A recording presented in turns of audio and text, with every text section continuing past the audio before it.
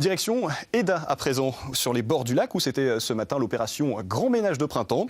C'est une initiative de l'Aviron Clermont-Eda et c'est la deuxième fois que cette opération est mise en place. 50 volontaires se sont présentés pour aider. Il y avait moins d'ordures que l'année dernière, mais malheureusement la pêche a encore été bonne. Evelyne Rimbert et Eric Taxil. Une écrevisse américaine au fond du lac d'Eda, pourquoi pas, sauf que celle-ci a été retrouvée à l'intérieur d'un pneu qui, lui, n'avait rien à faire au fond du lac. Pas plus qu'un tambour de machine à laver, un capot de bateau ou bien encore les pieds d'une statue d'Astérix, sans parler des pneus et des bouteilles en verre. Mais pourquoi le lac d'Eda, on peut supposer qu'il est plus sale que d'autres ? Il est quand même très très touristique. On dit souvent que le lac d'Eda c'est la plage de Clermont, donc il y a énormément de gens qui viennent ici à la plage, faire le tour aussi. Les campings aussi sont quand même bien pleins l'été.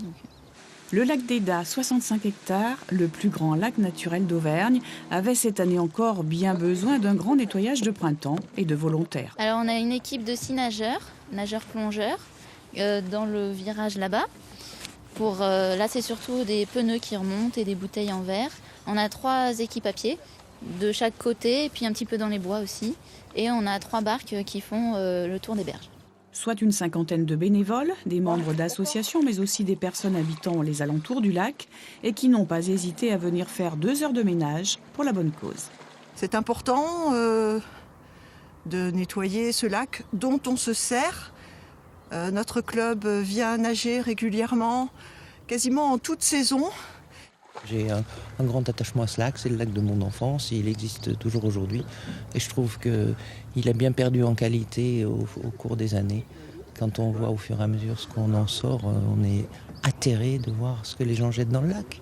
Un peu moins que l'an dernier, mais tout de même. Une quarantaine de pneus, 9 sacs de bouteilles en verre, des roues de charrue, du bois, de la ferraille.